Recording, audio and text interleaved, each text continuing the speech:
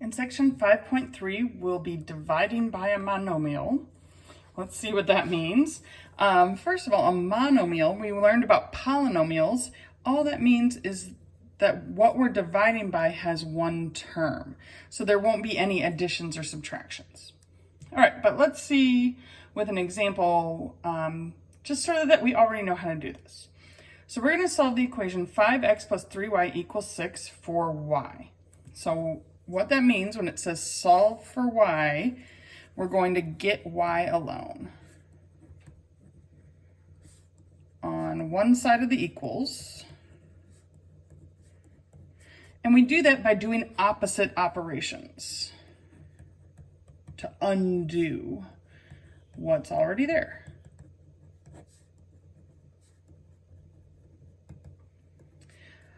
All right, so let's try it. So we got, oh, I don't know why I wrote that.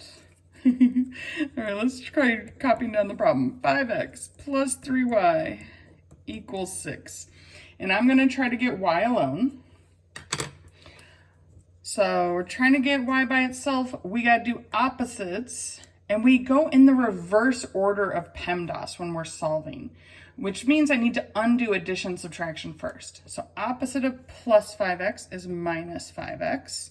And I do that on both sides of the equal sign. So these cancel, and I get 3y equals 6 minus 5x. All right, still trying to get y alone. So here's y. Well, right now, 3 is being multiplied, and the opposite of multiply is divide. So I'm going to divide both sides by 3. So that cancels this 3. So y equals, and then when we divide both sides, we're really dividing 6 divided by 3 and 5 divided by 3. It's both things that need to be divided by 3. And that's what example 2 is saying, is summarize the last step we just took, is we divide both sides by 3, but then the dividing by 3 goes to both terms. So we're going to separate the terms that were in the top of this fraction. So if you look here, in this step, we had like a fraction where we were dividing by a monomial. So there was one term in the bottom, but there were multiple terms in the top. And so what we're going to do is separate the terms in the numerator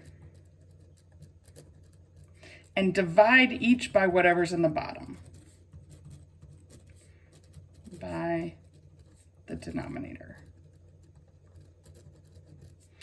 So our last, final step, I would take 6 divided by 3 and get 2, and then just minus 5/3 x. So this is something that we did in Algebra 1, I mean, whether we remember it or not, but I think most of us, know to solve for a variable. But I think just thinking about this step to this step, that's really what 5.3 is about. Is that when you're dividing multiple terms on top by a single term on the bottom, we can separate it out and do each piece as a separate division. So let's see a more complicated example of what this might look like. So this is more like what it's going to look like in Math 65. So we have 4 different terms on top, 1 on the bottom. It always has to be a monomial on the bottom for this to work. If there was a plus or minus in the denominator, this technique would not be something we're going to do. But as long as there's only 1 on the bottom, we're going to think about this as 4 different divisions, 4 different problems. And I'm going to write it out that way. So we'll have negative 10x cubed divided by 4 plus 5x squared divided by 4 plus 8x divided by 4 minus 9 divided by 4. I kept plus signs where it said plus, and then the minus 9 made this a subtraction. Really, this is just distribution. We just don't usually do the distributive method with division, but that's all this is doing, is we're distributing the divided by 4 to each term. But now we got to simplify, and hopefully we're, open to simplifying fractions. Each fraction is like its own problem. So we have 4 different fractions to simplify. And you can start just by writing it out. I'm just going to worry about the numbers. I'm not worried about the x cubed so much. Negative 10 divided by 4. To simplify that, I would need to divide both the top and the bottom by 2. So that would be negative 5 halves. So that's the first one, negative 5 over 2. And the x cubed you can either put out in front or you can keep it on the top of the fraction. We just don't want it to look like it's in the bottom of the fraction. All right, so the x cubed can go on the top or sort of off to the side. 5/4 does not simplify, so we're done with that one. 5x squared over 4. 8, what's 8 divided by 4? Well, that's just 2, so that's just 2x. And then 9/4 does not simplify. So that is the simplified form of this ugly looking fraction. It's not so pretty either in this form, but it's expanded out, so now it's like 4 separate terms rather than one big fraction. All right, let's try a couple more of these because it is definitely a little different. All right, so single term in the bottom, and we're going to distribute it to all the pieces in the top, all the terms that are either added or subtracted. And I'm going to write it out. So the first one is 10x to the 5th divided by 2x. Keep the minus sign a minus. 8x cubed over 2x. And then plus sign stays plus, 4x squared over 2x. And now each problem is a separate simplification. 10 divided by 2 is 5. X to the 5th divided by x.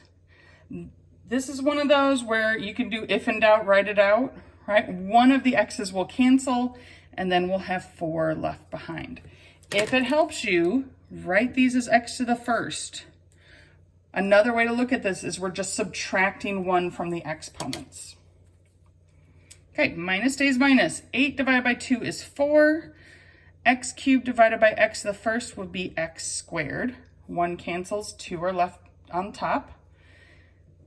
Finally, 4 divided by 2 is 2. X squared divided by x is x, or x to the 1st power if you want to put a 1 in there. And that's it. These are not like terms. Sometimes people want to go another step, but if these exponents don't match, we can't add these together. That's just final answer. Okay, last one. Same thing. Think of it as 3 totally separate problems. We have a 15y to the 7th over 6y to the 4th. Minus stays minus. 6y to the 5th divided by 6y to the 4th plus 3y to the 4th divided by 6y to the 4th. All right, so now 3 separate fractions to simplify. I'm going to start by just writing 15 over 6 off to the side so we can figure out what we need to divide top and bottom by. I think 3 is what goes into both of them, so that gives us 5 over 2. So I know I got 5 over 2. Y to the 7th divided by y to the 4th. If you want, you could write out 7y's, write out 4y's. 4 will cancel, 3 will be left. You can write the y cubed on the top of the fraction or off to the side. Just make sure it doesn't look like the y cube's on the bottom because there were more y's to begin with on the top. In the second fraction, the 6's just cancel. Those are gone. Y to the 5th divided by y to the 4th. Well, 4 y's cancel and 1 will be left behind. 3 over 6. If it helps, write it out. I need to divide by 3, divide by 3. That's 1/2. Don't make the mistake of saying that this is 2. I mean, it's 2 on the bottom of the fraction. And what's left on the top? Well, the y to the 4ths just cancel. So it is just 1/2. I made that line way too long. If there's no y left, it's just 1/2.